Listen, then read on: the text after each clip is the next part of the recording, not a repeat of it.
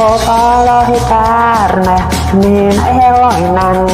Nyt valenneet ja halenneet ovat rannat Suomessaan. Äppäristä tehtiin puhkaja aikoinaan. Ja 1000 vuotta sitten puh jo lähimaailmaan. Ja puh tuo lohikäärme, niin eloinen. Tai eksyi kerran kaupunkiin, oli sumuhirmunen. Usein luinut, niin löysi sen. Tuo pihan poika tippuinen, joka myös on iloinen. Hän vanhan lohikäärmeen korjas kumiliimahan. Langat taittoi paikoilleen ja sai sen nauramaan. Ilmaan siitä nousti, se johti seikkailuun.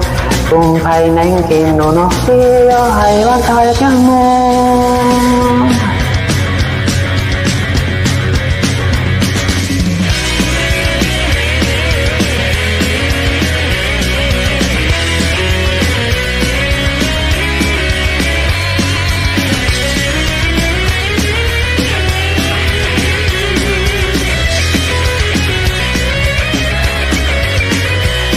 Prinsessat ja prinssit vain linnoistaan, nyt katselivat kummissaan, kuka lentää matkallaan. Laivan merirosvon myös kallistui, kun tulta syösten kirassa sillä vain huusioi.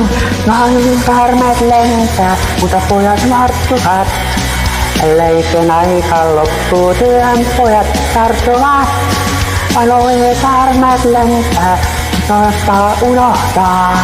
Se aivan yksin rannalla näin poika odottaa. Vaan Puffy lohikäärme on entinen.